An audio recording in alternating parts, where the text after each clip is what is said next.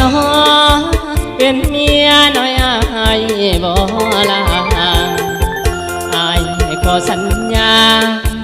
ว่าหากน้องหมดหัวใจจะคอยดูแลเทคแค่เท่ากับเมียใหญ่ขอเพียงน้องตัดสินใจเป็นเมียน้อยอายก็พออยากได้ยังเพื่อนางให้หาให้ได้บ้านเนื้อรถใหญ่พร้อมซื้อให้แม่นวลล่อเมียอาย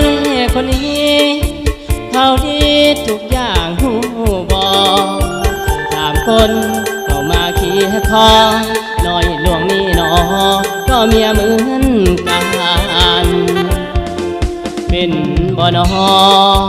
เป็นเมียน้อยอายบ่ลาตกลงกับไม้บ่นามาเป็นพันยาอายบ่จอมควา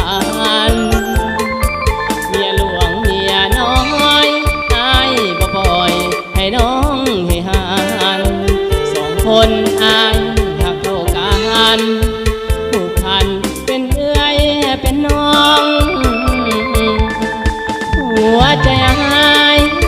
นี่อยากได้เมียสองคนยุ่งยากสับสนสู้ทนเพื่อเมียทั้งสองอยู่ว่าผิดมันผิดประเพณีของห้ามใจบ่ได้ดอกน้องมาเป็นเมียห้องของอาย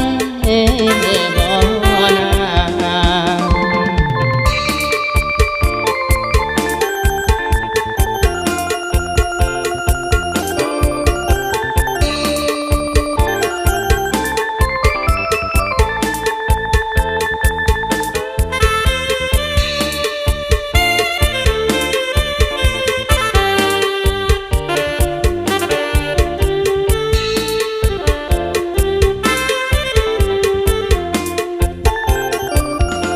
เป็นบ่นอ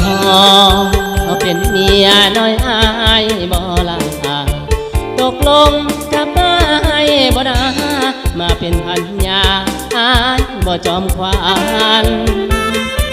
เมียหลวงเมียน้อยอายบ่ปล่อยให้น้องให้หานสองคนอายหักเท่ากันผูกพันเป็นเอื้อยเป็นน้องนี่อยากได้เมียสองคน